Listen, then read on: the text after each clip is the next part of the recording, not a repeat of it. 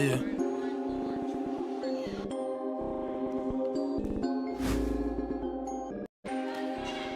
Yeah. Yeah. Rappers really don't want beef with me. Trust me, I can beat you easily. Suckers get DDT'd. I've been swinging for the fences since I was in Little League. I'm at their neck like a guillotine. Woo! Langston Hughes with the verses. Hook something like a ring, no.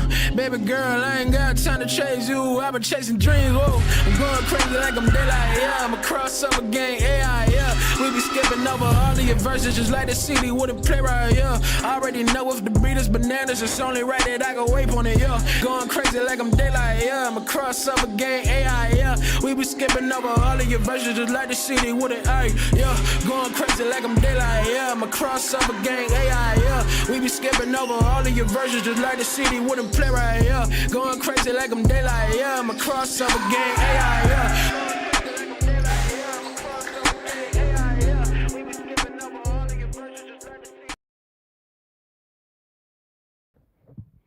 What is going on, everybody? Welcome back into Centex Primetime. I am your host, Jalen Gillis, getting ready to bring you through the primetime topics in sports, not just here in the Central Texas area, but from all around the nation. We want to thank everybody for tuning in with us here today on this Football Monday. Everybody, it's Football Monday. That means we get a chance to talk about football all show long. We're going to break down some high school football here in the Central Texas area.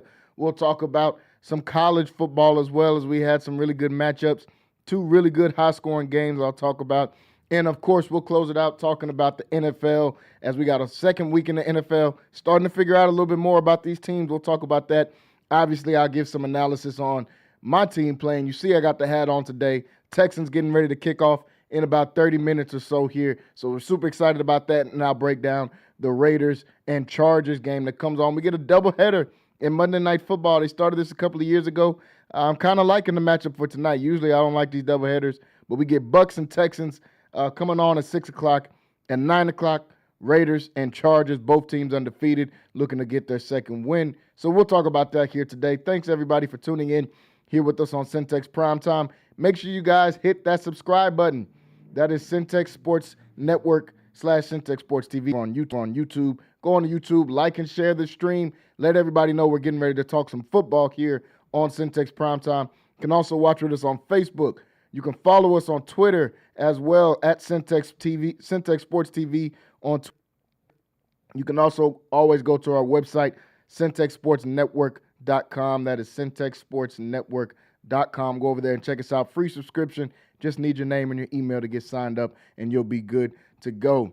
Also, folks, we've got MCC volleyball. We had some really great games last week on this past Saturday, as MCC was able to play at home, pick up a W as well at home.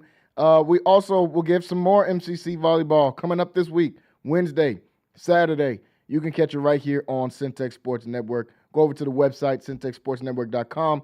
Get signed up. You'll be able to catch all that. Or you can watch right here. On YouTube, Centex Sports TV / Centex Sports Network over on YouTube. Make sure you go and check that out. Like I said, folks, Football Monday. We get a chance to talk football all show long, and this is one of my favorite days of the show because we get a chance to break down so much football. We'll start it right here in Waco, Texas, as we cover some high school football. For those of you that didn't get a chance to tune in with us on Friday Night Flex, don't worry about it. We're going to be right back this Friday. Once again, Friday Night Flex breaking down week 4 in Central Texas. It's already moving so fast. I feel like I was waiting so long for football season to start. Now we're already going into our 4th week here on Friday Night Flex, breaking down some more high school football.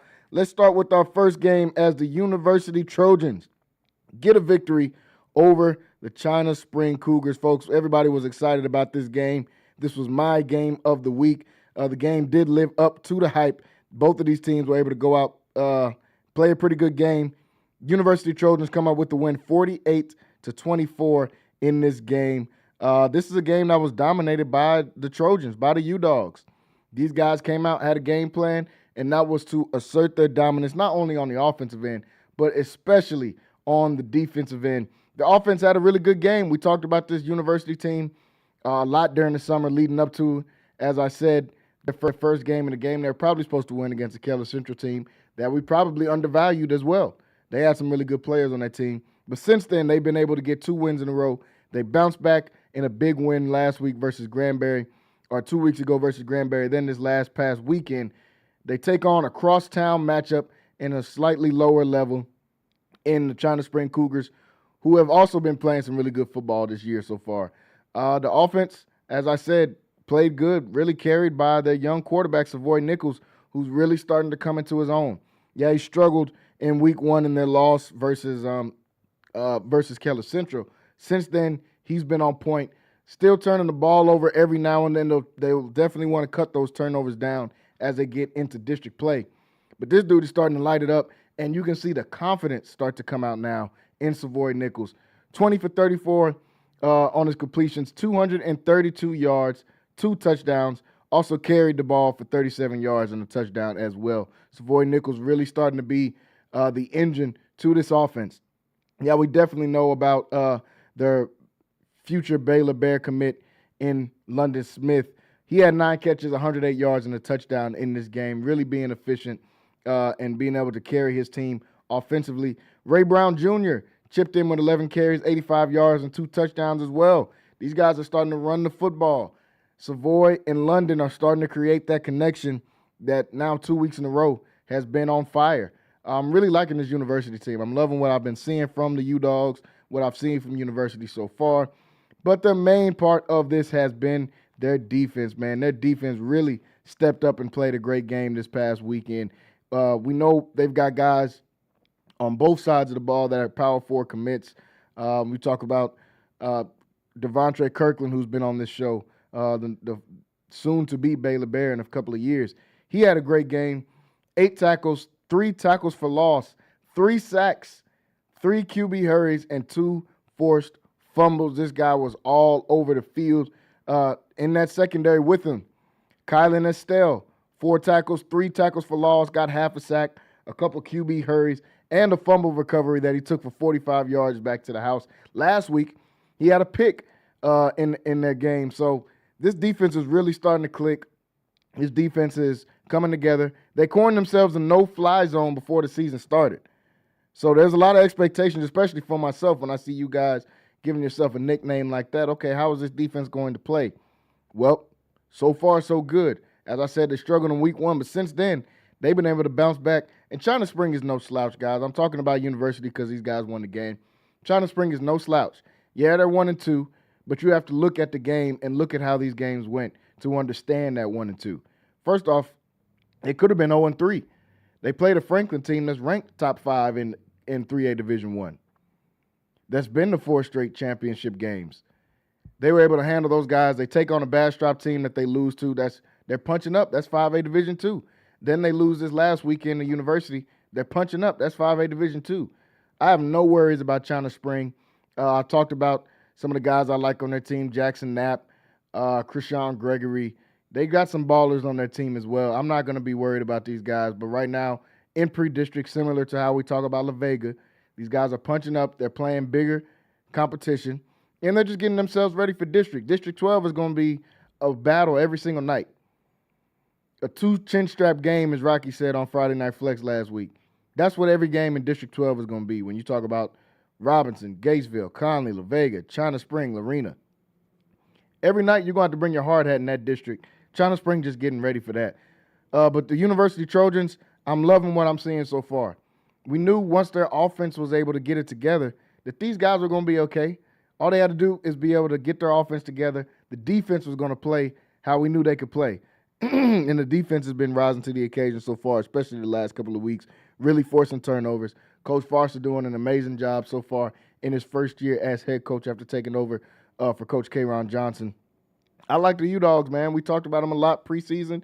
We're talking about them a lot because I think they're one of the premier teams in this Waco area, man. So shout out to the U. Picking up a win over University this past weekend. 48-24 was the final score as they took out China Spring at home.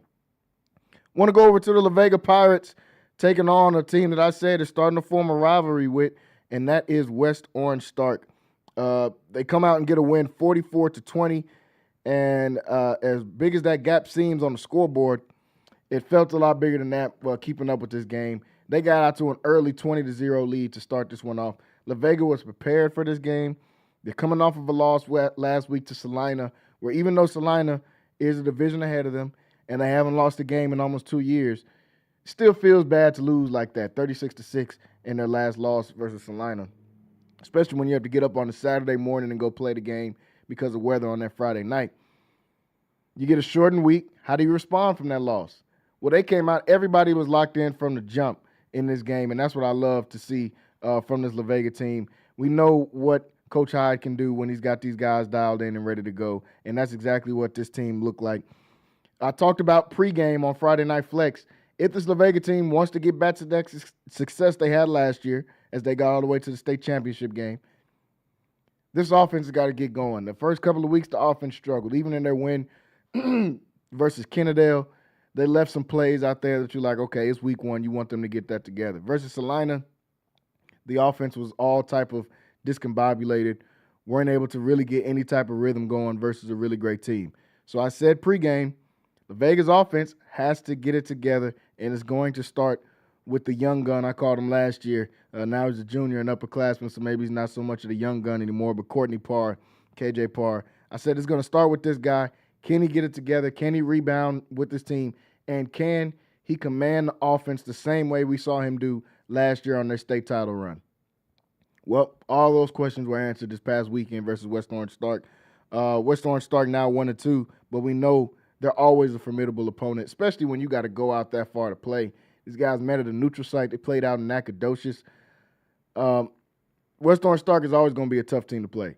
The Vega came out swinging first, and Courtney Parr was a huge, huge part of that. 22 for 33, 309 yards with 5 touchdowns. 5 touchdowns. You guys heard that right. This guy was spreading the ball out all over the field, getting his ball to playmakers, multiple different guys. 3 guys with touchdowns. Had 6 different guys catching the ball for him this past weekend. And he was able to find his number one receiver, Oklahoma State commit, the dynamic athlete in Jabari Thornton, who had 10 catches, 127 yards, and 2 touchdowns. He also found Marquay Willis, a guy that's been making plays in special teams this year, been making plays on the defensive side of the ball. Well, in this game, he had 3 catches, 91 yards, and 2 touchdowns as well. The combination of Courtney Parr and Jabari Thornton is one of the best in the state. Dave Campbell's during the summer had a deal they put out where it was the best quarterback and receiver combos. One of those names they brought up was Courtney Parr to Jabari Thornton. These guys are probably the most dynamic quarterback and receiver duo in Central Texas. Might be one of the best in Texas overall. Both of these guys are playmakers. Courtney Parr rebounding the way he did after last week's struggles is no surprise. This dude has ice in his veins. I watched him come in as a sophomore last year and be able to lead this team all the way to state. I got a chance to call the game. Well, I called multiple other games last year, but I got a chance to call the game versus Wimberley, where he was playing a quarterback that had all type of crazy stats. He was playing a quarterback that had been to the state semifinals or championship game 3 years in a row, and Courtney Parr goes out there and outplays him as just a sophomore. So I know what this guy can do, and him rebounding the way he did against West Orange Stark was definitely no surprise to me. That's what I expect out of this guy. Same way with Jabari Thornton. That's what I expect out of him. Yeah, he'll have a game like a Salina game where he doesn't get a lot of targets, where they're just not able to connect with each other. But that's not going to be what we see every time. That's not going to be the normal. That's going to be an anomaly whenever you see Jabari Thornton or Courtney Parr off. Most of the time, these guys out here leading their offense. These guys are being dynamic, and it's with each other. I have no problems and no questions about La Vega. We know what their defense is going to do, led by guys like Caden Rowland and a few other guys that were able to go out there, make some plays as well. Bradley was able to come up and make some huge plays in this game. So we know what their defense is going to do. We know what Coach Hyde is able to do as far as coaching up that defense. The offense, when they're dynamic like this with Courtney Parr and with Jabari Thornton, these guys are going to be unstoppable. Loving what I'm seeing from the La Vega Pirates so far. The Midway Panthers able to stay undefeated as they take out Cedar Ridge 38-28 in their win. Or Leander, they played Cedar Ridge the game before that. Able to take out Leander Rouse. 38-28 in this game. I said it on Friday Night Flex as these guys played on Thursday night. I said it on Friday Night Flex. I was going and saying, this guy might be the best running back, or this guy might be the best running back, or these are some of the best. There's no doubt who the best running back in Waco is, in my opinion. And that's the guy wearing number 4 out there for the Midway Panthers, and Lathan Washington. This guy, Lathan Wishington, he's a monster. He's a do-it-all guy for the Midway Panthers. He's a guy that's able to have success on minimal carries. This dude has only got 27 carries this year. In 3 games, he's only gotten 27 carries. To see the amount of production he's been able to have, 27 carries, 358 yards, 6 touchdowns, and he took a kickback the last week as well. But those are his overall stats for the season. On Thursday, he had 15 carries, 147 yards, 2 touchdowns, and he also had a 99-yard kickoff return. Now, I don't have the clip, but maybe tomorrow when Rocky comes on and we talk about this some more, I'll have the clip ready for you guys. He had a kick return where I'm not sure if there's a miscommunication between the ref or whoever was catching the ball, but the ball bounces on the ground. He ends up having to go and pick it up off the ground. Lathan Wishington gets it off the ground, makes a couple reads. Next thing you know, it's a 99-yard touchdown going down the sideline. This dude is instant offense anytime he touches the football. I'm super excited to keep watching this Midway team as they're undefeated. They're 3-0 for the first time in a few years. Loving what I'm seeing from them so far. Coach Joe Gillespie doing an amazing job. His second year as the coach in this program. They got their quarterback in McNair. He's able to get it to a multitude of receivers. Jacoby Hamilton had a 77-yard touchdown. Tyler Seath had a touchdown in that game. They've got multiple different playmakers on the offense, and they still got a backup running back in the sophomore Jaden Fields-Vaughn, who's got over 300 yards of total offense and didn't even get that much action this past weekend. And he still got over 300, close to 400 yards of total offense so far for this year, and really just in 2 games. So I'm really, really liking what I'm seeing out of this Midway team. These guys are playing together. These guys are playing for each other. And now their defense starting to come along. They came into this game with Leander Rouse averaging 57 points a game. They're playing a dynamic offense. So they couldn't come out there and be slouches. The defense had to step up. That's exactly what they did. Able to hold that team to just 28 points after they put up, averaging 57 for the last 2 weeks. So this Midway team is looking complete. I'm super excited to see what these guys are able to do as they get into district play and play the Harker Heights and play the Shoemakers and play the Temples in their district. So super excited about the Panthers and a lot of other teams. We'll be talking more about some high school football as we get further throughout the week, folks. Those are some of the games I had to highlight. I want to give out my players of the week. My players of the week. We do this each and every week here on Centex Primetime. I'll give out my players of the week. These are some of the guys that balled out this past weekend. I want to start down in Chilton. First off, Chilton's got a squad this year, y'all. If you haven't been paying attention, they made a state run a few years ago. This Chilton team look like they can do it again, and a lot of it is due to the success that their quarterback has been having.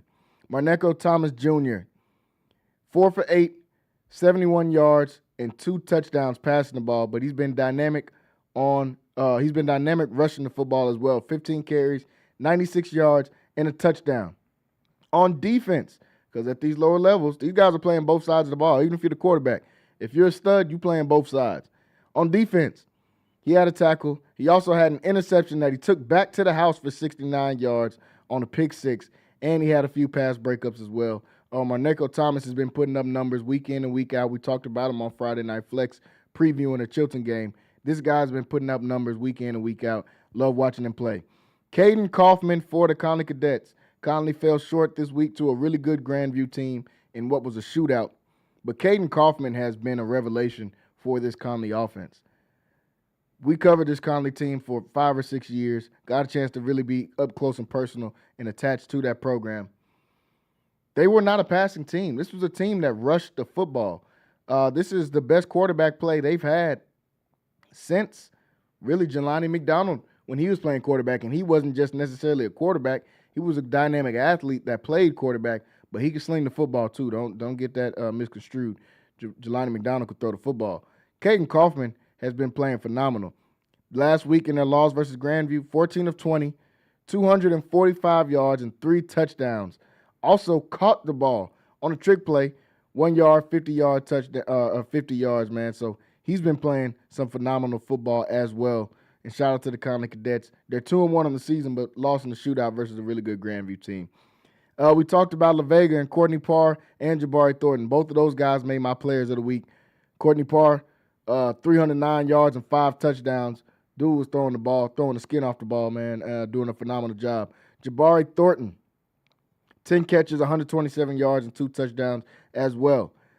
Going down to Lorena, the Lorena Leopards, I've been talking about this dynamic offense Lorena has all year, and I've got to coin these guys as the triplets now.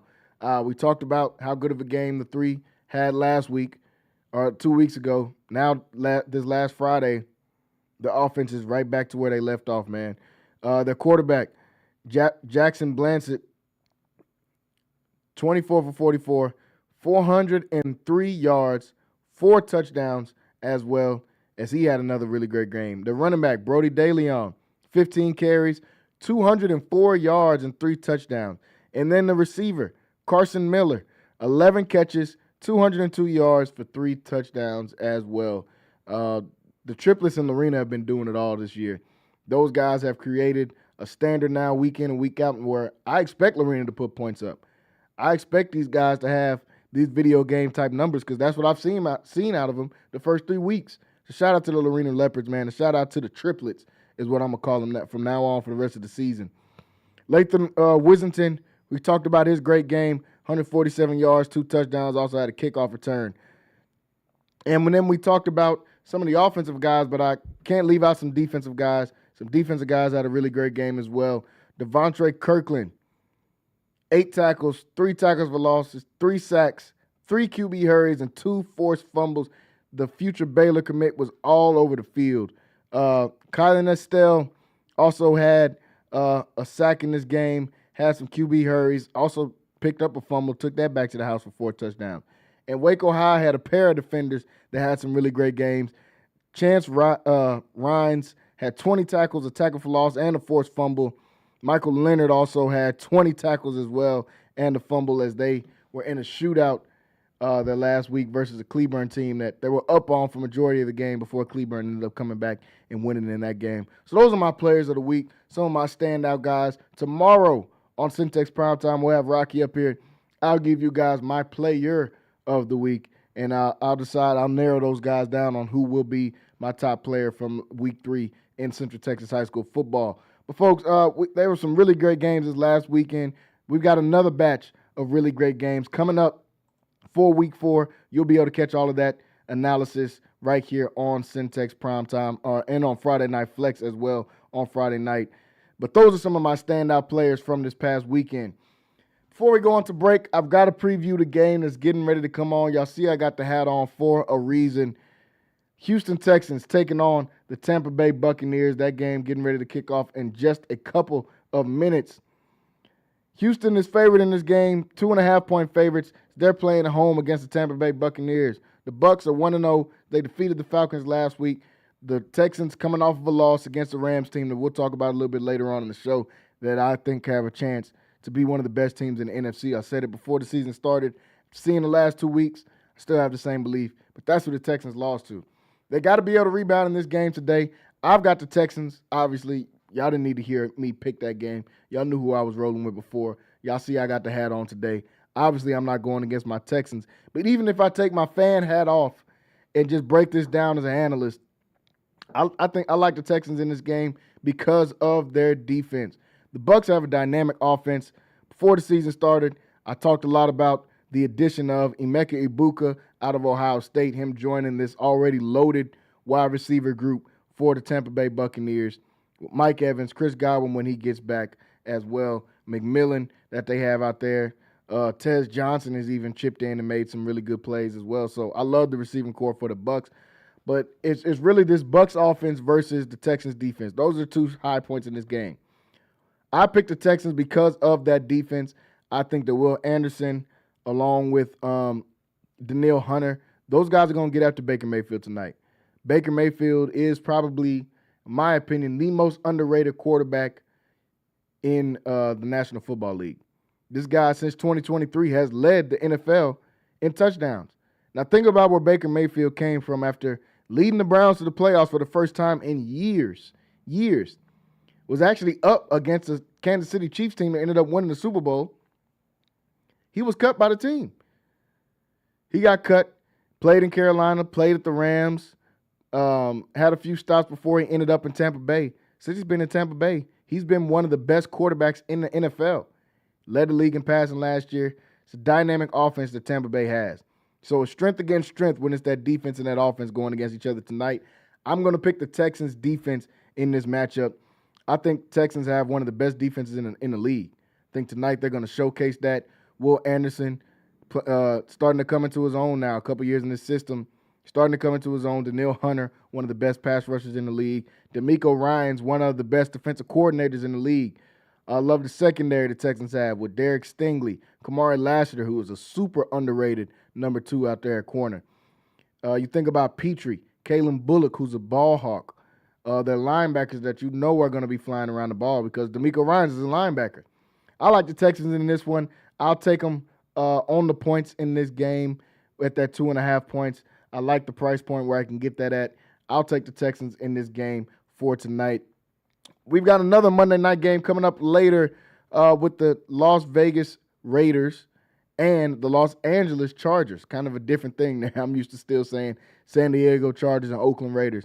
But the Las Vegas Raiders and the Chargers, we'll talk about that game later in the show before we get off the air. But coming on in just a couple of minutes, as I said, the Tampa Bay Buccaneers and the Houston Texans, that game coming up in just a couple of minutes. So we'll get a chance to see what they look like, especially as I get off the show. Y'all know I'm going to be glued to the TV. We're getting ready to go into a break, folks. Coming up in hour number 2 here of the show as we get ready to go into our 6 o'clock hour. We've got to talk about some college football. All of these quarterbacks that we thought were going to be the guy, turns out they have not been the guy. We'll talk about Arch Manning and his struggles, Nico at UCLA, Cade Klubnik and his struggles. I'll give you guys some quick takes of what's going on around the world of sports, some hot topics. And, of course, I'm going to give out my Sunday breakdown, man. We're going to go down the list on some of these games in the NFL and give you guys some of my analysis on what I thought about some of these games. I know y'all are all waiting on me to talk about the Cowboys and the overtime win, but I'm not as ecstatic about that overtime win as maybe some of you Cowboys fans are. So come back here. We're going into a short break. When we come back, we still got plenty for you. So stay tuned and stay locked in right here on Centex Primetime. We'll be back after this short break.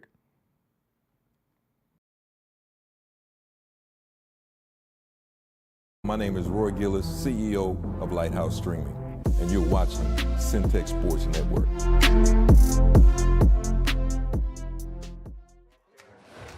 You got 8 seconds to prove you're worth the price of admission. And you got Baylor Scott and White Health along for the ride. So square up. You got this. RJ's Bargain Center is your home team for appliances at unbeatable prices. From refrigerators to washers, dryers to stoves, you'll find brand new appliances with huge discounts. And just like your favorite local teams, RJ's is proud to support our community and local sports. Score your savings today at RJ's Bargain Center, 711 Lynn Street, Waco. Call 254-224-6178. RJ's Bargain Center, where big savings are always a home run. I've looked back at MCC with all these kids coming out here, these men and women starting their lives out here, starting their dreams and their visions of what they want to do for their family. It's the foundation for our community. The plan is to go win. Yes, sir. Our girls set a goal that they wanted to win a national championship. They wanted to win a conference championship. That's been on the table from day one. And now we put ourselves in a position to do that.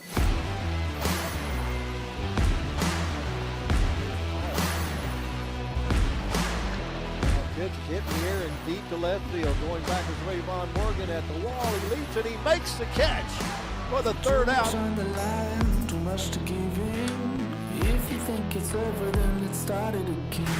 The planets alive, the stars burn bright, the sun goes down, we keep going all night. Don't back down, the moment is now.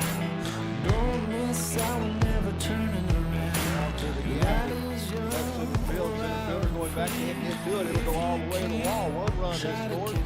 Now the third coming home to score is Aiden Cooney. Catch me if you can. We're renegades. It's this one here in right field. It is treetop call and over the wall. We're renegades.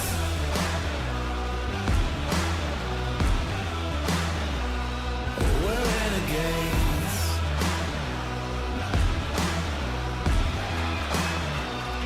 We're renegades. Listen up, listen up. Hits the first pitch down the right field side. That's going to be it. Touching third and coming home is the winning run, Carson Croca. Give a RBI double to Blake Hansen. Walk it off and win by a score of 10-9. We're renegades. Yeah.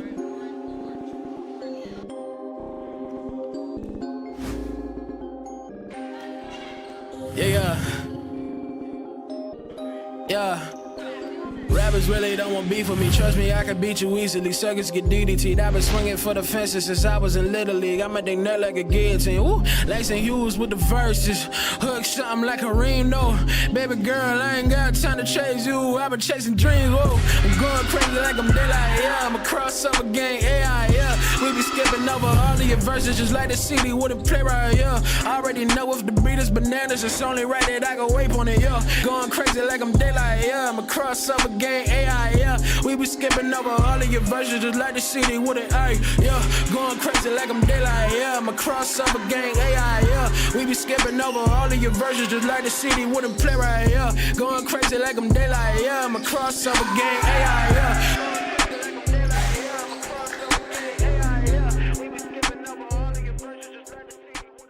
This is why you need Centex Primetime.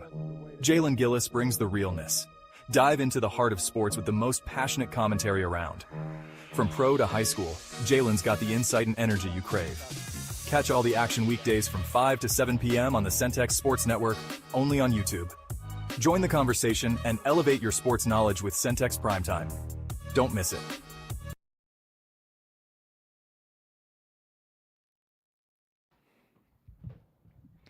What's going on, everybody? Welcome back into Centex Primetime as we enter into our 6 o'clock hour of the show. Want to thank everybody for tuning in with us here on Centex Primetime today. Still, make sure you guys go over to our YouTube, hit that subscribe button. Also, like and share the stream. Let everybody know what's going on. We just got done talking about, in the first part of the hour, we talked some high school football, talked about University getting the win over China Spring, talked about La Vega getting the win over West Orange Stark, talked about Midway staying undefeated. Is they're 3-0. They got the 4-star running back in Lathan Wissington. Got a chance to talk about all those guys, and I gave you guys a little bit of a breakdown on what I thought about this Texans and Bucks game that just kicked off just a second ago. Obviously, y'all know I picked the Texans, man. Y'all seen the hat. And if y'all watched the show, y'all already knew what it was from the jump. Y'all knew I was picking my Texans regardless of who they was playing. But I try to be objective still and give you guys some analysis on the game that you can take, especially for those of you that like to jump in on the over and unders or any of the spreads, man. I said go ahead and take that 2.5 for the Houston Texans in this game. Want to go to some quick takes here, folks, as we got some time. And I also gave out my players of the week. Don't want to leave those guys out. Gave out my players of the week in that first part of the hour as well. So I want to go over to some quick takes and talk about some of the things going on around the world of sports. First off, something I seen this weekend. Tom Brady is going to be joining a flag football team filled with NFL stars. Tom Brady, Adam Schefter reported, coming out of retirement, kind of, to join Saquon Barkley, Christian McCaffrey, CeeDee Lamb, Max Crosby, Rob Gronkowski. I'm not sure if Rob can even still run. Sauce Gardner and Myles Garrett and others for the Fanatics Flag Football Classic. They're going to have a flag football tournament that's going to take place in Saudi Arabia in 2026, March 21st. Tom Brady's going to play his first game since obviously retiring from the league. Pete Carroll, Sean Payton, and Kyle Shanahan will be coaching the three teams. That's got me interested. I guess they're trying to get ready. As some of you already know, flag football for the first time will be an Olympic sport in 2028. And the Olympics will also be in America in 2028. So you know that NFL America, we got to represent. Obviously, we got the best football players. And I was wondering, are we just going to stick some random guys out there? Will we stick some of our stars out there? Will they be non-NFL players whatsoever? Will we send college guys? I was wondering how they're going to do this. I guess this is going to give us kind of a preview. Obviously, Tom Brady and Rob Gronkowski aren't going to be in there when we play in the Olympics, but some of these other guys could. Said Myles Garrett, Max Crosby. In 2 years, I think they're still going to be really good at football. Saquon Barkley, CeeDee Lamb. I didn't see Jamar Chase on there or Justin Jefferson, but I would expect those guys to be able to get right in line too to jump on that flag football train. So I'm excited. That's all the way in next year, but I'm excited to see what they're going to do. Joe Burrow had an injury this past weekend, and we're going to talk some NFL here in just a second. We'll talk some college football, but we're going to talk some NFL after that. Joe Burrow's injury has got a turf toe, and I already seen people online. Man, this guy's got a toe injury. How was I supposed to keep him out reportedly for 3 months? Well, I'm no doctor, and I can't give you any analysis, but this guy is a doctor, so I'm going to let you guys hear what Marty Jaramillo has to say about this turf toe injury for Joe Burrow and why it's going to keep him out for so many months. So let's take a quick listen. Turf toe is a tear of the underside of the ligaments of the big toe. So if this is a foot, it'd be the underside of the ligament. So it's a hyperextension injury. Extremely painful. It significantly affects running, push off, change of direction. And why is it so important? Well, 60 to 70% of our body weight is supported by that big toe. Surgery is quite rare, but these ligaments still need to heal.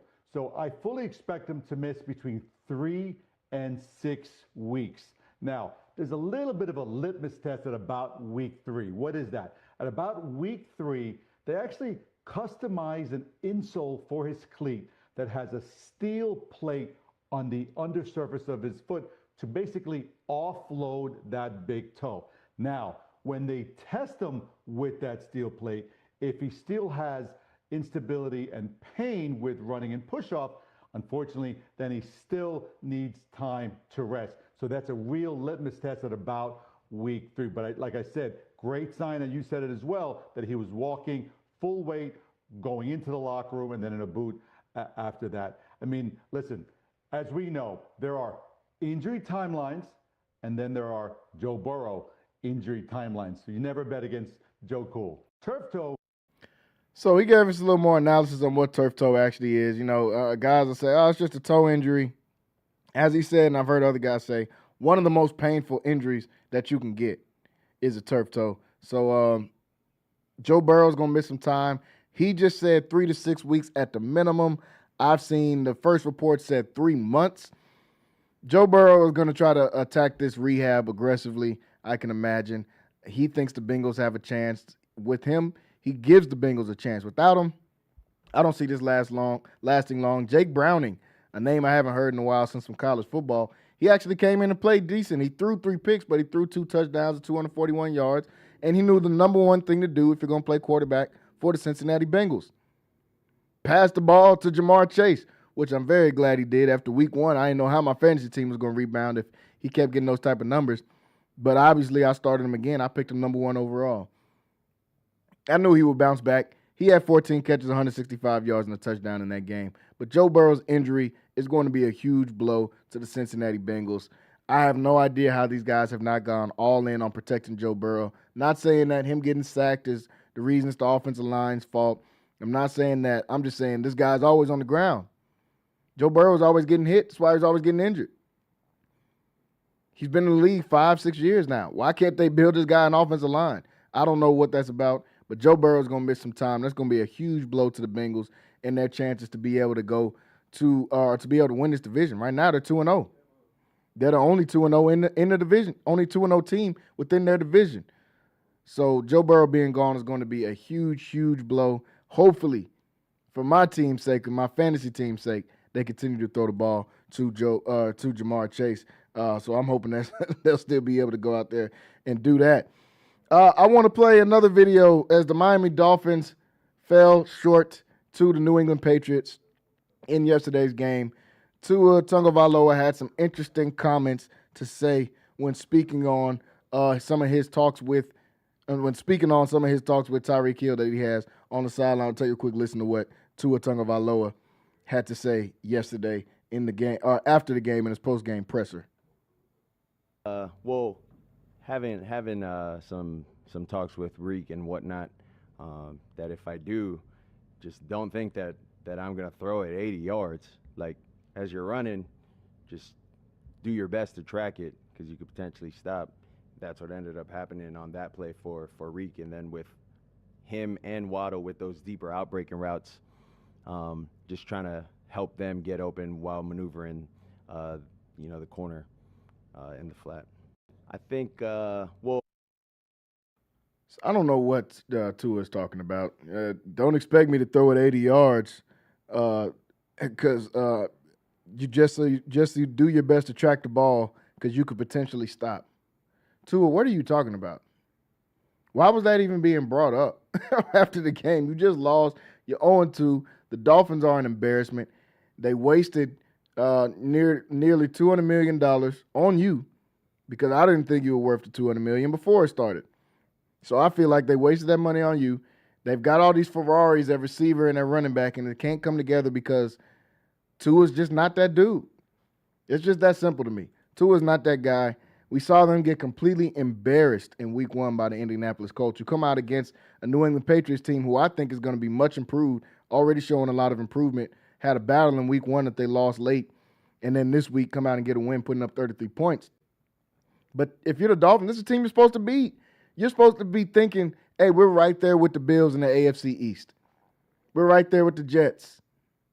But the Dolphins are 0-2. They're at the bottom of this division, as I picked before the season started. Before the season even started, I had Miami being last place in the AFC East. Because of Tua, because of Mike McDaniels, who I think is not that great of a coach. I think I'm out on the Dolphins. I said it after last week after they got embarrassed. But I'm definitely out on the man. There's been too much back and forth in the media between Tyreek Hill, between Tua, acting like they can't just talk to each other. And Tua keeps coming out with these comments about Tyreek Hill. It's confusing. I don't want my leader of the organization to say anything about my receivers, whether they're wrong, right, or indifferent. You're supposed to just say, hey, whatever, we're going to get it together. You say whatever you want behind the scenes, but coming out in the press, making these things public, he's the one that said already, you can't just apologize after saying you want to lead the team. It's going to take more than that. You've never had to say that publicly, Tua. I'm done on the Dolphins, man. The Dolphins are a dumpster fire. They got a lot of talent, so I'm excited to see what teams are going to go out and trade. I'm ready to see Tyreek Hill in another jersey. Matter of fact, I can't wait to see him in another jersey outside of the Miami Dolphins. The Dolphins are done. Time to fire Mike McDaniels. Time to get rid of Tua. Time to let Tyreek Hill go get a trade. Probably going back to the Chiefs, especially after we've seen them struggle. We'll talk about them in just a second. But Tua, just some more comments that are questionable, I guess, to say the least. Tom Brady, we just talked about him joining the flag football team. He was asked, as he was on Colin Cowherd's show, who is a quarterback that he thinks is great pre-snap, and he gives some really great analysis on Matthew Stafford, and I could not have said it better, so I'll let Tom Brady say it because he's the expert here. Let's take a quick listen on what Tom Brady had to say about Matt Stafford. Quarterback, though, right now in the league, that you look at pre-snap, and you're like, I can see he's operating at a different level. Matt Stafford just jumps to the top of my mind. And I'll tell you why. When you see someone do these no-look passes like he did last week, he knows where the defense is going to be aligned. That is an elite level of play in his ability to recognize defenses and then make those type of throws. But you're right, there's just not a lot. There's a lot more, I would say, physical development happening at a younger age, but less, I would say, mental, emotional development from quarterbacks. That's very much the state of the league. And I think we've dumbed down the game in so many ways to allow for a lesser caliber developed player to get in there and lead an organization. Is there a quarterback? Tom Brady said a lot right there. One, he spoke about the greatness of Matthew Stafford. I'll start with that. Matthew Stafford is at that point in his career where he's just a guy you don't want to play. I said it last week after the Texans lost, and y'all see my Texans already got a touchdown lead up on the Tampa Bay Buccaneers. But I said it last week as the Texans lost to the Rams. He's just one of those quarterbacks you don't want to play anymore. When it gets down to the crunch time, it gets down to those third downs, it comes to you need a play. he is not the guy you want to see. He knows everything that's about to happen before it happens. He's reached that level in his quarterback. And we don't have as many of those in the league today. The Mahomes, the Josh Allens, Lamar sometimes. Those are the guys you think of. It's almost they know what's going to happen before. Joe Burrow operates at the high level too. But Matt Stafford is the only veteran, long-term veteran, I mean, he's late 30s, that we have in that group. And we used to have a lot of the older guys like that. I mean, the Aaron Rodgers, the Drew Brees, the Tom Bradys, when they were all in the league together. Matthew Stafford is at that elite level now where he can dictate the terms on offense. He can dictate what the defense is really going to do. Doesn't matter if you check, doesn't matter if you come out here and you want to show one thing, but you end up going into this. He's prepared for all of that. He's operating at an elite level. They beat the Tennessee Titans yesterday 33-19. He had 2 touchdowns in that game, almost 300 yards. He's operating at a high level right now. And I said before the season started, before we started hearing about him getting epidurals and all this crazy stuff, that if he's able to operate at that high level consistently, which I think he'll be able to do, really if he just stays healthy, the Rams are going to be a hard team to beat. For anybody in the NFC, that means the Detroit Lions, that means the Philadelphia Eagles, that means the Green Bay Packers, all those teams I have right at the top of the NFC. Los Angeles Rams are right there with any of those guys. They've got a great defensive line. Their offense is led by Matt Stafford. They got Devontae Adams, who I don't know why some people thought he was washed and wasn't just looking at the situation. He was stuck in Vegas, and then he went to another dumpster fire in the New York Jets. That's why his stats didn't look the same. Now that they've given him a quarterback like Matt Stafford, man, take whatever the over is on Devontae Adams. You should have did it before the season started on any of his overs as far as his season production, because he's going to eclipse all of that. 6 catches, 106 yards yesterday and a touchdown. Sent the route. He had a route for a touchdown. Still the best release in the league, in my opinion. Especially if you give a guy like Devontae Adams a free release. He's unstoppable. Then we know what Puka Nacua can do.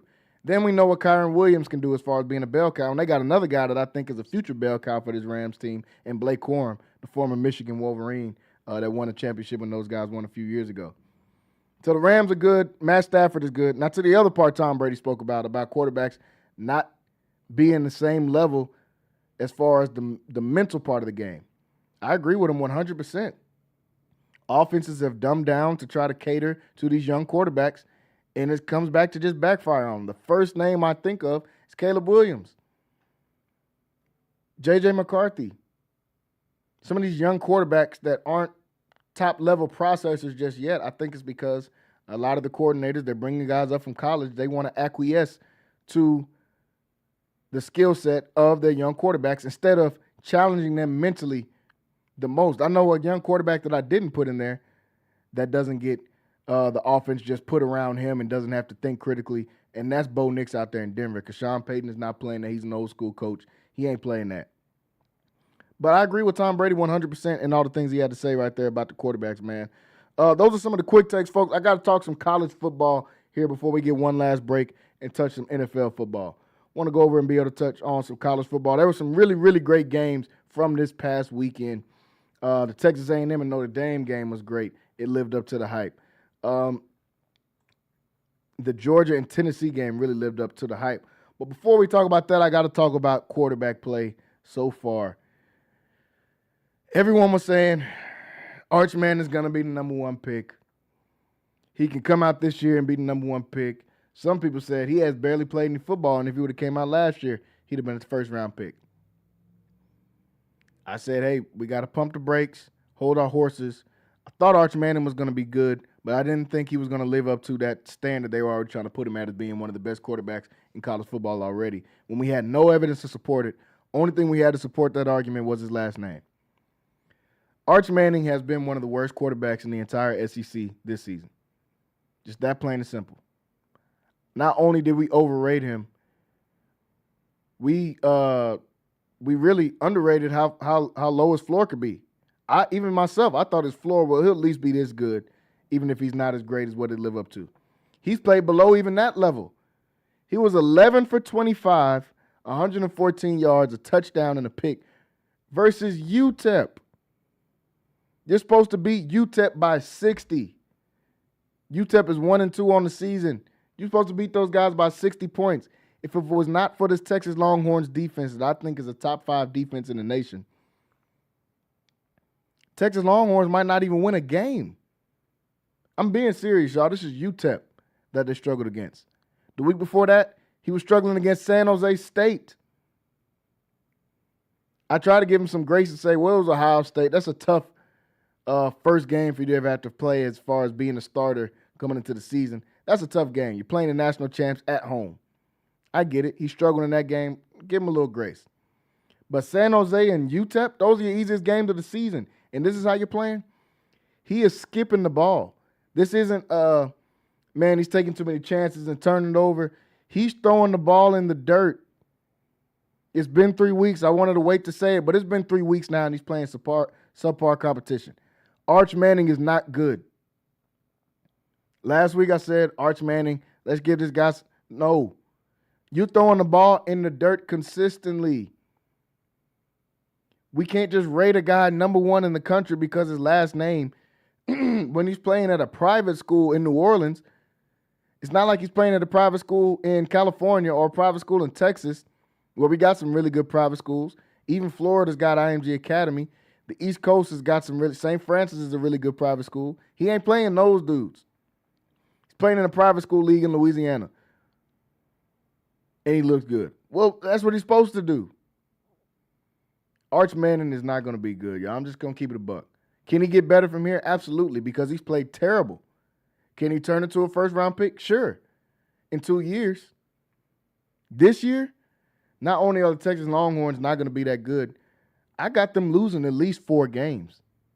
I'm just going to come out and say it. I got them losing 4 games. They already lost 1. I definitely expect them to lose 3 more with the way that he's been playing.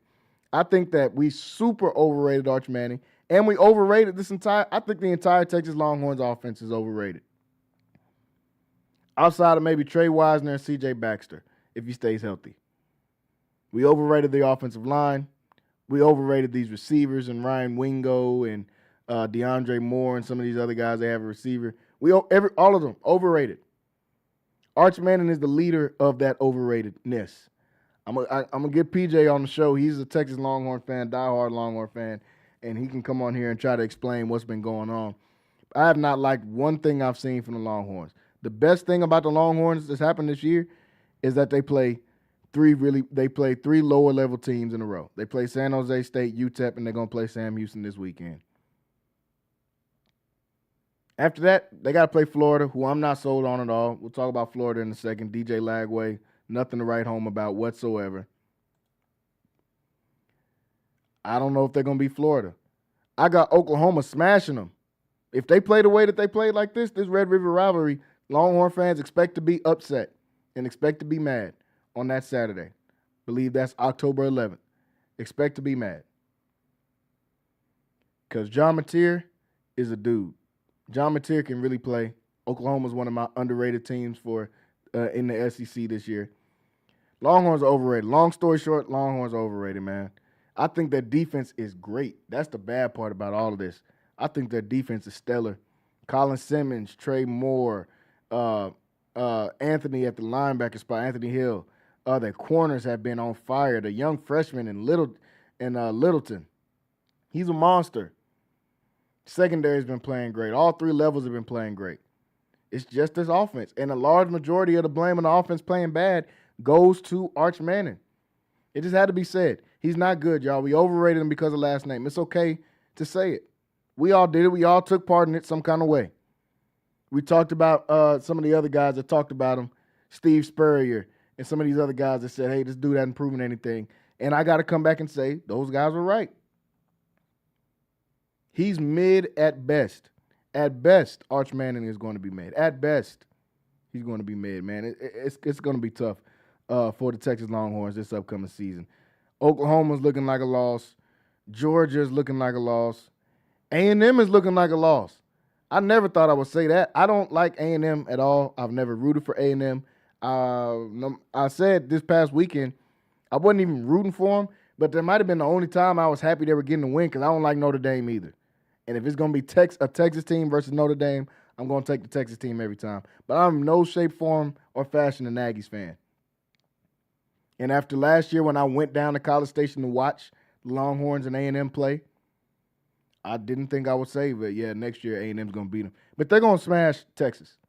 If Arch Manning does not get it together, and that's a long time before then, that's the last game of the season. By that time, maybe Arch Manning would have got it together, played better.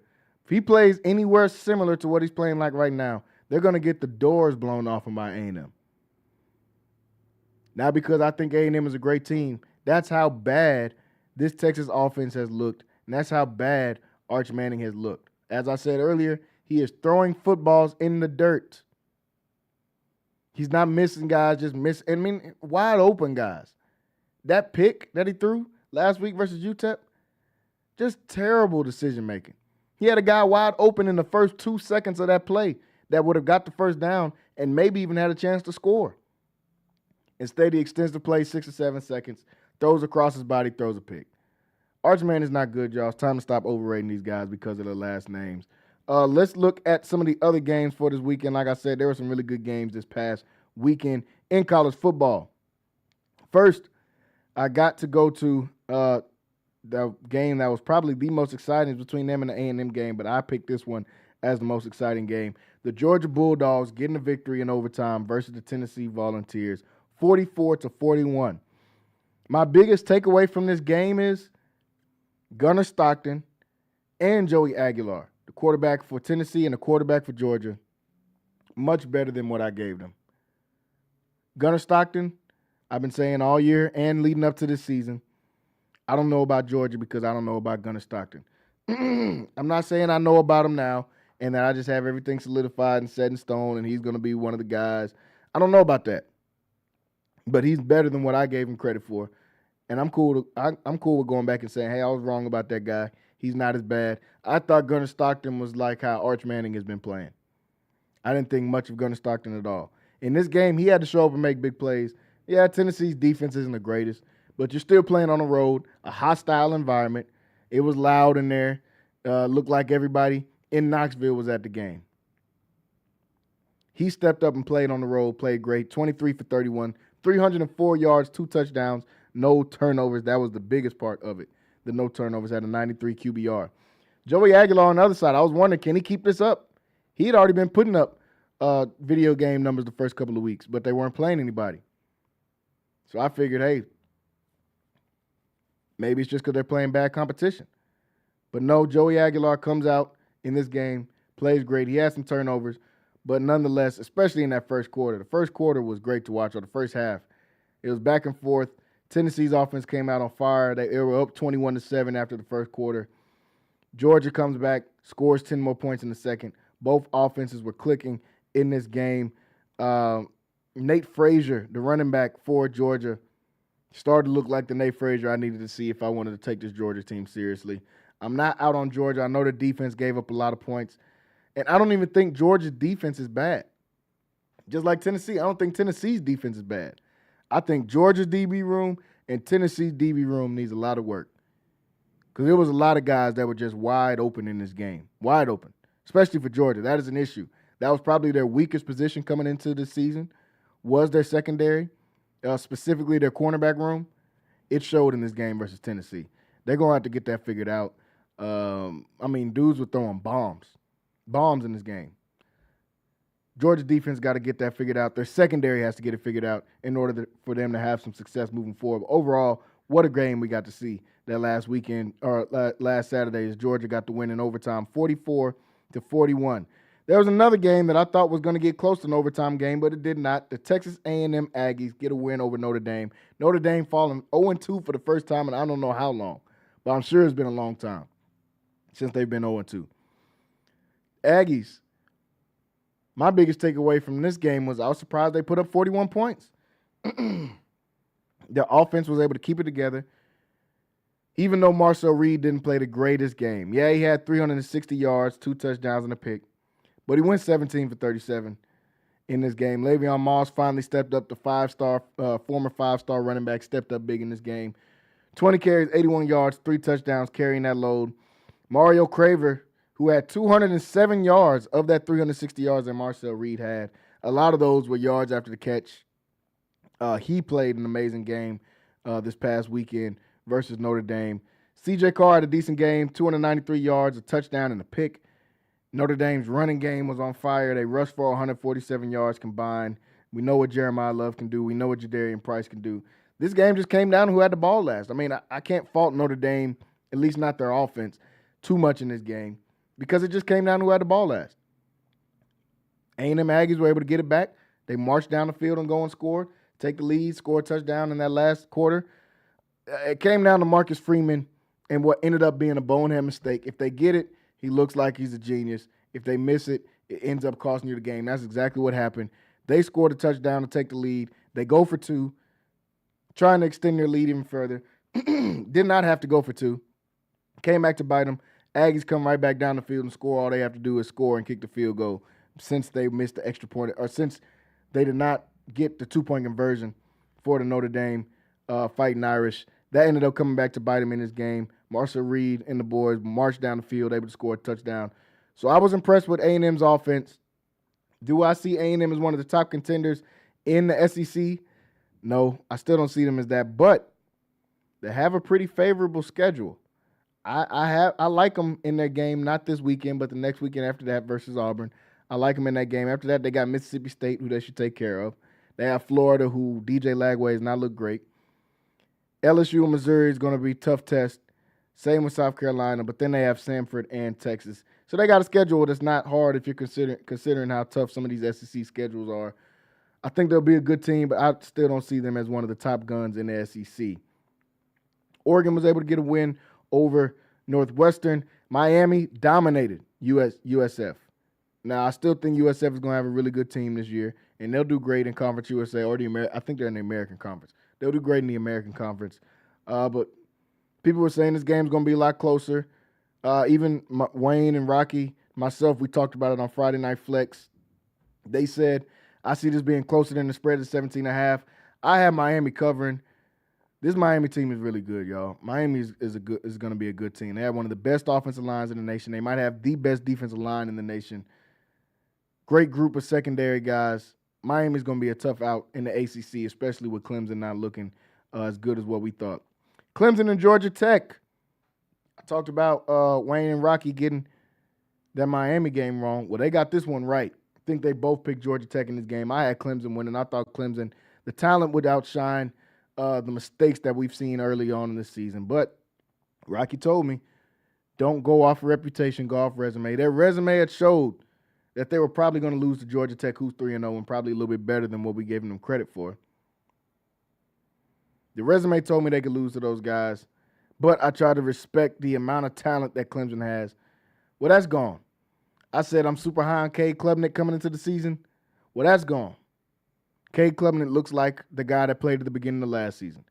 He ended the season so well last year, I thought he was going to carry that momentum over into this season, and they were going to be able to win a lot of games this year. I'm out on that. I thought I had Clemson winning the ACC. I'm super out on that. I got Miami as the top dogs in the ACC. Georgia Tech is going to give some teams a run for their money. And it's really led by Haynes King, man. I can't take nothing away from him. First off, I got to say, you're supposed to look pretty good whenever you're, 25 years old, however old he is, playing against teenagers out there. Haynes King is pretty old. But he's been dominant so far this year. He threw for 211 yards in this game in the win versus Clemson. He rushed for 103 yards on this Clemson team. That was the biggest thing. They shut down Jamal Haynes for the most part, but nobody so far has been able to stop Haynes King running the football. I thought Clemson was going to be able to do it because of T.J. Parker on the defensive line, because of Peter Woods on the defensive line. I thought they were going to be able to come out and stop those guys, but they weren't. Haynes King runs rapid once again. Eric Rivers, their receiver, had another decent game, 72 yards in this game. Georgia Tech is going to be pretty good this year, and I'm out on Clemson. That's the moral of the story with the Clemson game. I'm out on Clemson. I'm out on Cade Klubnik as being the top guy, and I'm out on Clemson probably completely. They already lost 2 games so far this season, losing to LSU and now losing to Georgia Tech. I got to be out on them after seeing that. Cade Klubnik, another one of those guys I said just struggled. We talked about Arch Manning. Cade Klubnik has struggled, and he's not going to be as good as what we thought. Nico Iamaleava in UCLA, absolute disaster, to the point that Coach Deshaun Foster was just fired from UCLA yesterday, I believe. And they're actually giving these guys an opportunity to get in the transfer portal because the coach being fired. But Nico has been a disaster. Cade Klubnik has been a disaster. Arch Manning has been a disaster. We got to go back and reevaluate how we thought about some of these quarterbacks. Last one that really caught me off guard because I thought these guys were better than that. Vanderbilt blowing out South Carolina 31-7. All the Lenore Sellers talking. I know he got hurt in this game. That had a huge part to do with it. But, I mean, Vandy dominated in this game. And I had Vandy having a chance to win this because they bringing back Diego Pavia, who's great for this program. He brings that gritty energy to Vanderbilt, and his entire team takes on that same identity, man. I like Vandy. They're 3-0 for the first time in who knows how long. 1-0 in the SEC, blowing out South Carolina. I'm not going to get on them as much because of the injury to Lenore Sellers, so we got to give them some grace for that. But definitely was a shocking score. There was a lot of great games this past weekend in college football. Expect some more really good ones this upcoming weekend. They got some matchups that I cannot wait to see for this weekend. Texas Tech and Utah being one of them. Been waiting on Tech to finally play somebody. We'll see what they look like. But I'll break down more of these games coming up. Oklahoma and Auburn, we've got this weekend as well. Tulane and Ole Miss, I think is going to be a good game. We'll break down some more of those as we get later on in the week. I want to go to some NFL while we have some time left here on the show, folks, today. Got to go over to the NFL, talk about some NFL. We talked a little bit earlier in this hour, and I gave you guys my analysis on the Texans game that looks like it's going as I thought it would. Right now it's a close game, 10-7 as they go into the second quarter. The Tampa Bay Buccaneers having a chance to go and take this lead or tie it. Let's talk about the night game here on Monday Night Football. The Los Angeles Chargers and the Las Vegas Raiders. Both teams coming in this 1-0. The Chargers are the favorite, even though they are on the road. I like the Chargers in this game. I like the Chargers this season, period. I think they're going to be one of the best teams in the AFC. Jim Harbaugh, we know what he can do when you give him some time to coach a team. The 49ers, they were good their first year. The second year, he had those guys in the Super Bowl. I definitely don't think the Chargers are going to the Super Bowl, but they're going to be one of the best teams in the AFC West, especially with my prediction about the Chiefs becoming true. We'll talk about the Chiefs in just a second. I like the Chargers in this game. I'll take them on the 3.5 points, but the Raiders are no slouch, y'all. And then you got the coaching rivalry involved in this as well. Jim Harbaugh versus Pete Carroll. This rivalry goes all the way back to USC Stanford. Then the rivalry continued in multiple playoff games. They already met 2 times a season when Pete Carroll was in Seattle and Jim Harbaugh was in San Francisco. They played 2 times in the season, and then it seemed like they played every postseason. So this is a real rivalry with those 2 coaches. Get a chance to see that be continued, and now the AFC West is going to be fun tonight and going to be fun all year. I expect to see a great game, though. Brock Bowers is questionable. I hope he plays because I need him on my fantasy team to close this week out. He's one of the best tight ends in football. Max Crosby, one of the best defenders in football. I love what the Raiders have done at their linebacker position. Leave it to Pete Carroll to always be innovative. They go and get Devin White, who got cut from the Bucs a couple of years ago. Then he gets cut from Philly and the Texans last year. Seems to have found his footing with the Raiders. Another guy that seems to have found his footing, one of my favorite players when he was healthy and when he was in his prime, Jamal Adams, a guy that I've been watching since we were both in high school. He was just up the street at Louisville playing. He was the number 1 player in Texas, I believe, when we were in high school. He has found his role, found his niche playing linebacker now for the Las Vegas Raiders. So I expect this to be a really good game. I'm super excited to watch it, but I do have the Chargers winning this game. Let's talk about some of the games we saw this last weekend. We talked about a couple of them already. Let's go to the Super Bowl rematch. Philadelphia Eagles and the Kansas City Chiefs. Eagles able to pull this game out. It was a lackluster performance by their offense. Jalen Hurts only threw for 100 yards. Saw him and Chris Jones having some words as the Eagles were taking their victory formation kneels. He said, man, you don't even got 100 yards. And Jalen Hurts responded to him with some expletives. We're pretty much telling him to shut up. We won the game. But I feel Chris Jones, and I feel most Cowboys fans are going to say the same thing. Jalen Hurts only had 101 yards in this game, 15 for 22. But we got to stop looking at Jalen Hurts. He's one of the only quarterbacks we got to attach wins to how we view him as a quarterback. He's just going to do whatever it takes to win. Because, yes, he doesn't throw for a lot of yards, but we've seen him in the biggest games like the Super Bowl. If they need a lot of yards from their quarterback, He throws for a lot of yards. If they need him to rush for a lot of yards, he'll rush for a lot of yards. He's going to do whatever it takes to win the game. It's not going to make A.J. Brown happy, but he's going to do whatever it takes to win the game. That's what I love about Jalen Hurts. They're able to close this one out. This is the end of the Kansas City Chiefs era, y'all. I'm sorry to say it. I said it last year. I was the guy that said all last year that the Chiefs will not three-peat. Now, the prediction wasn't, all the way on point because they got all the way to the Super Bowl. But all I said was they weren't going to win the Super Bowl, and that was the truth. The Chiefs are at the end of their run, y'all. Patrick Mahomes has looked as regular as he could be the last few years. 16 for 29 in this game, 187 yards, a touchdown and a pick. And it's not just because of low yardage. We've seen Tom Brady dominate when he had low yardage. It's the turnovers. It seems like every game Mahomes is turning the ball over. And that's something we're not used to seeing from Patrick Mahomes. He rushed for 66 yards in this game. He's been their leading rusher so far this season. Huge problem. Travis Kelce was the leading receiver with 61 yards, but we saw him have a couple critical drops, just like he had in week 1 versus the Chargers. Haven't been able to find any rhythm with his receivers. Chris Jones not dominating the way we're used to seeing him. I think this is it for the Chiefs. It's okay to say it. They had a great run. Won 7 straight AFC championships.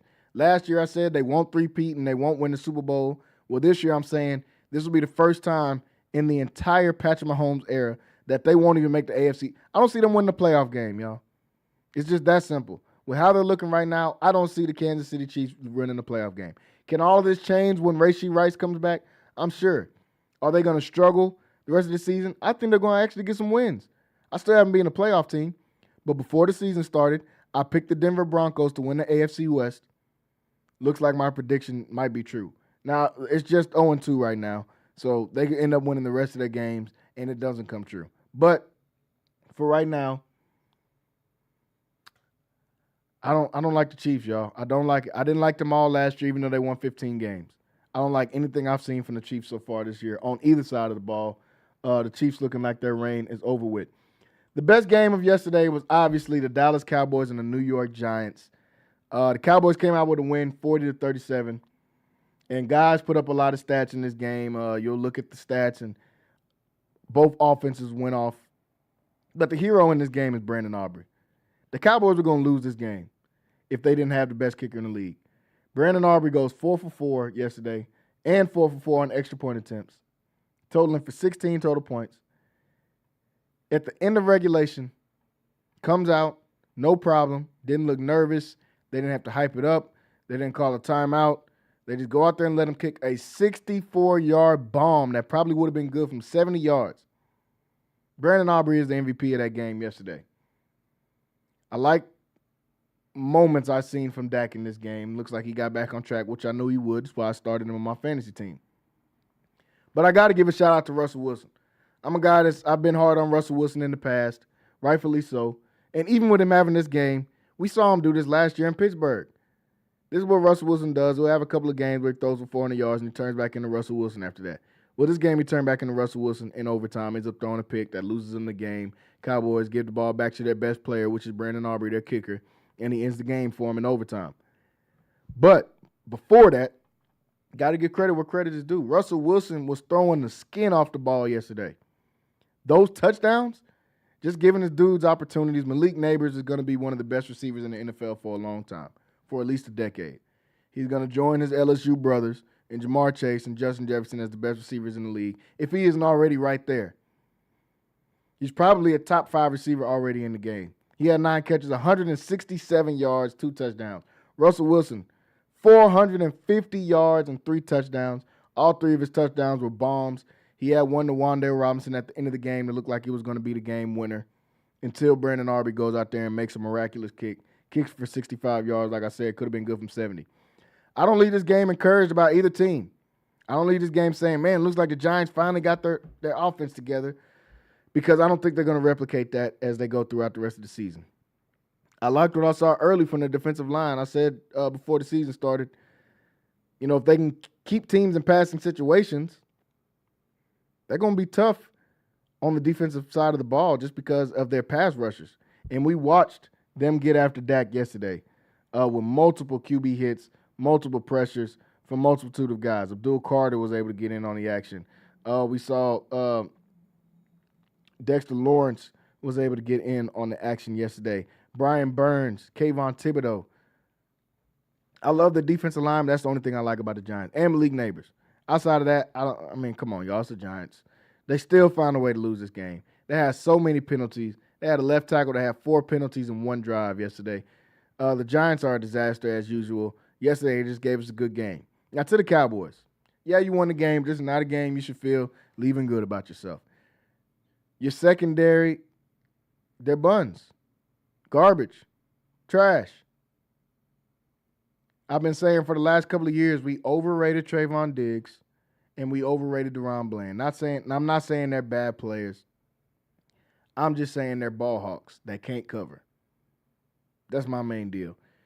When they got those picks, Cowboys had one of the best defensive lines in the league, led by some guy that used to wear number 11 out there that they just traded to Green Bay. I texted in my group message yesterday, and I'm just talking about the effect of Micah Parsons.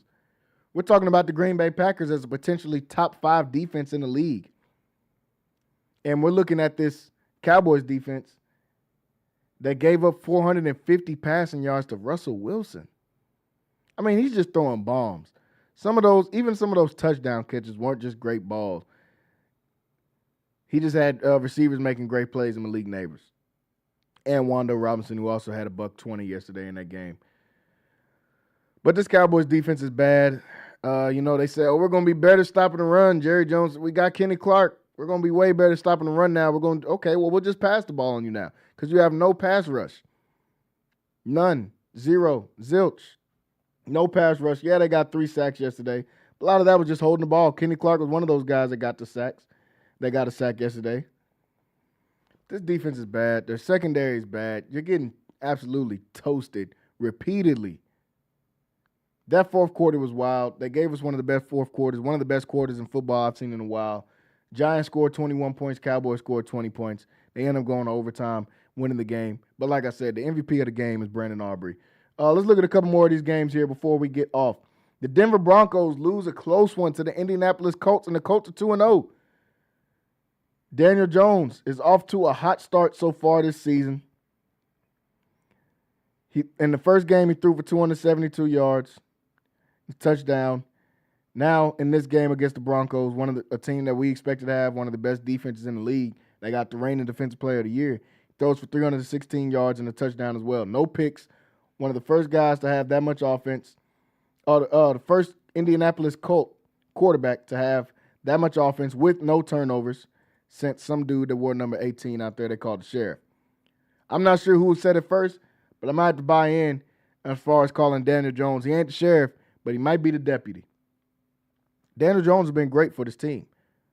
Y'all have heard me say it multiple times on this show already. I said before, as soon as they made the signing to get Daniel Jones, he was going to be the starting quarterback. I knew Anthony Richardson was already over with. Because of the type of offense that Shane Steichen runs, Daniel Jones is a hand-in-glove fit for that offense. And he's been phenomenal. The command he has at the offensive line, he's looked comfortable. He looks so uncomfortable every single play when he's on the New York Giants. Right now, Daniel Jones looks comfortable commanding this offense. Jonathan Taylor doing what we've seen him do. 165 yards in yesterday's game. Tyler Warren is going to be the number 1 guy for this Colts offense as far as pass catchers. He's going to be their go-to target. He had 4 catches, 79 yards. He looks great. Still have no idea why the Bears took Colston Loveland over Tyler Warren. Didn't make sense. I thought we all knew Tyler Warren was the best tight end in college coming out of Penn State. But apparently we all knew except for Ryan Poole in Chicago. And we'll talk about Chicago in a second. Apparently everybody knew except for him. But Tyler Warren is going to be a stud. I like the Colts, man. I like the Colts.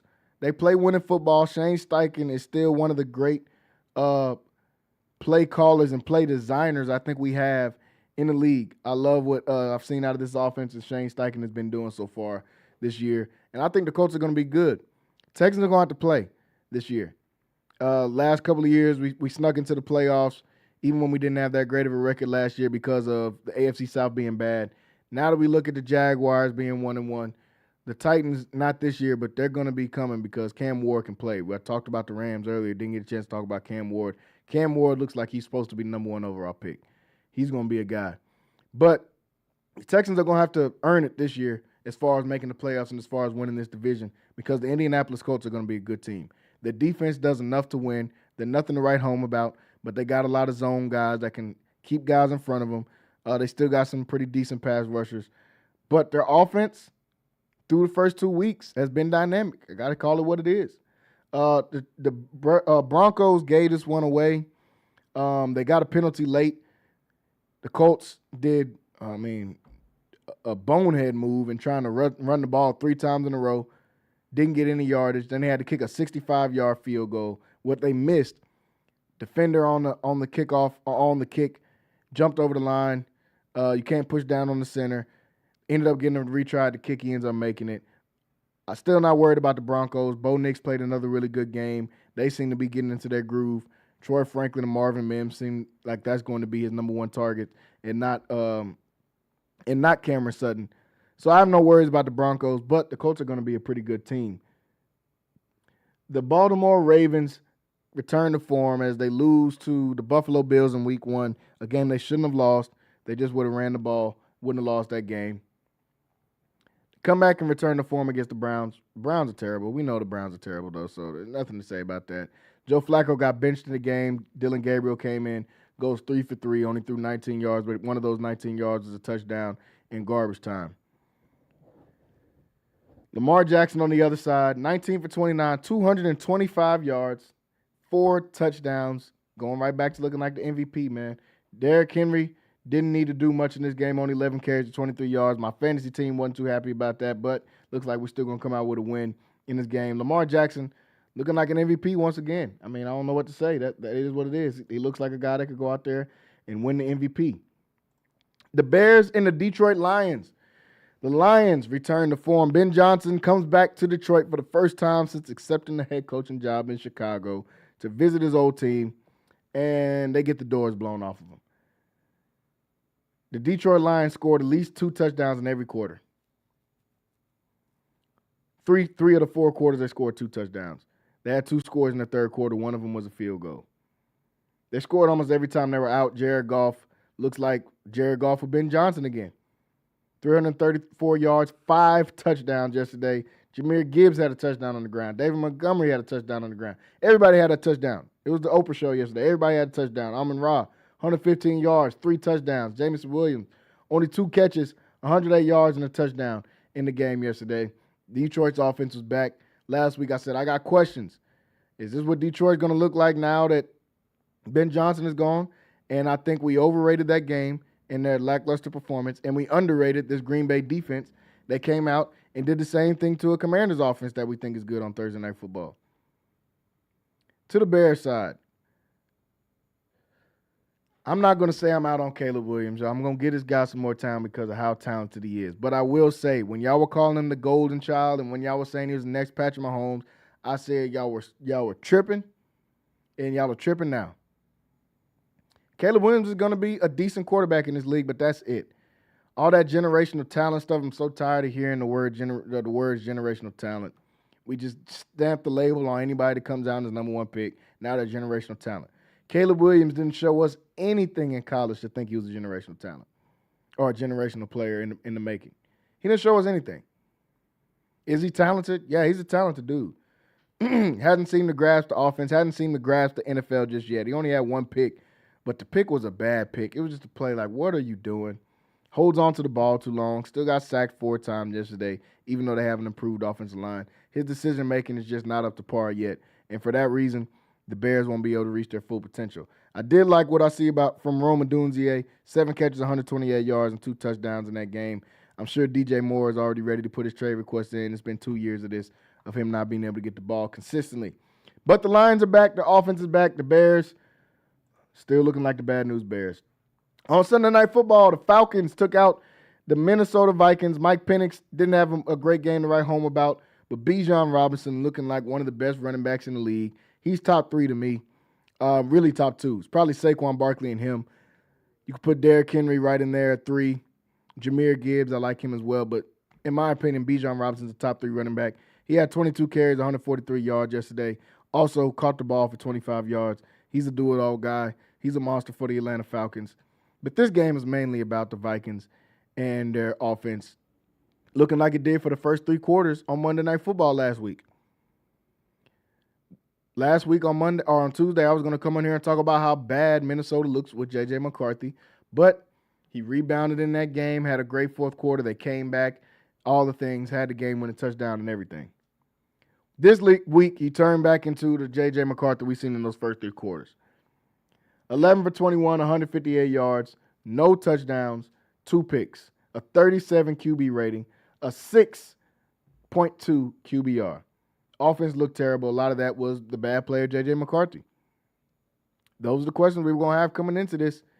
You try to replace Sam Darnold with J.J. McCarthy thinking, I'm Kevin O'Connell, I'm the guru, I'm the one drawing up all the plays. I'm the one selling the records. That's what David Ruffin said. As Kevin O'Connell thinking the same thing. I'm the one drawing up the plays. I can put whoever in there quarterback. It's not going to work like that, y'all. J.J. McCarthy not only had a terrible game, but now he's hurt. We're going to see the backup coming in next week to play as he sustained an injury.